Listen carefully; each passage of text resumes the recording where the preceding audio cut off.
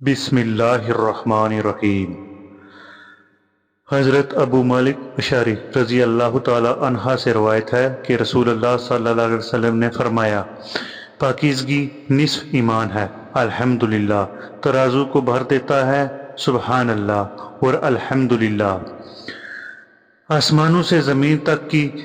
وسعت کو بھر دیتے ہیں۔ نماز نور ہے، صدقہ دلیل ہے، صبر روشنی ہے، قرآن تمہارے حق میں یا تمہارے خلاف حجت ہے۔ ہر انسان دن کا آغاز کرتا ہے تو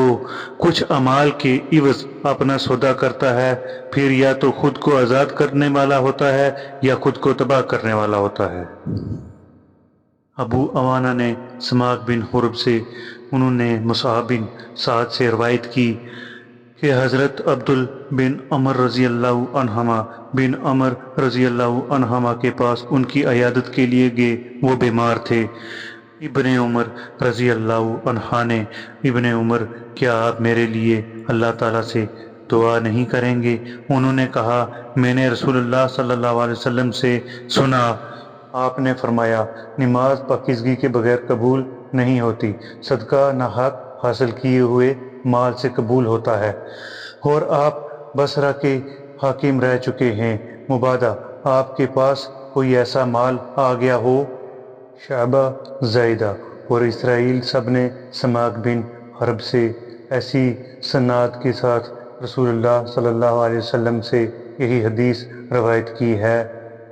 وہب بن منبہ کے بھائی احمام بن منبہ سے روایت ہے، کہا یہ وہ حدیث ہیں جو حضرت ابو ہریرہ رضی اللہ عنہ نے محمد رسول اللہ صلی اللہ علیہ وسلم سے ہمیں سنائی۔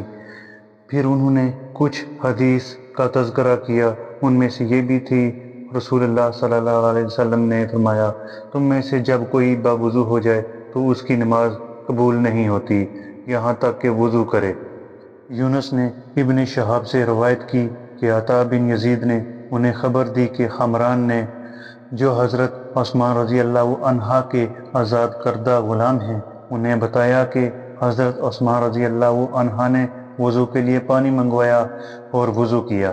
تو دونوں ہاتھوں کو 3 بار دھویا، پھر کلی کی اور ناک میں پانی ڈال کر ناک جھاڑی، پھر 3 بار چہرہ دھویا، پھر 3 بار دایاں بازو کونی تک دھویا، پھر اسی طرح بایاں بازو دھویا، پھر اپنے سر کا مسح کیا، پھر 3 بار اپنا دایاں پاؤں ٹخنوں تک دھویا، پھر اسی طرح بایاں پاؤں دھویا، پھر کہا، میں نے رسول اللہ صلی اللہ علیہ وسلم کو دیکھا تھا کہ آپ نے اسی طرح وضو کیا جس طرح میں نے اب کیا ہے۔ پھر رسول اللہ صلی اللہ علیہ وسلم نے فرمایا، جس شخص نے میرے اس وضو کی طرح وضو کیا پھر اٹھ کر 2 رکعتیں ادا کی، ان دونوں کے درمیان میں اپنے آپ سے باتیں نہ کی،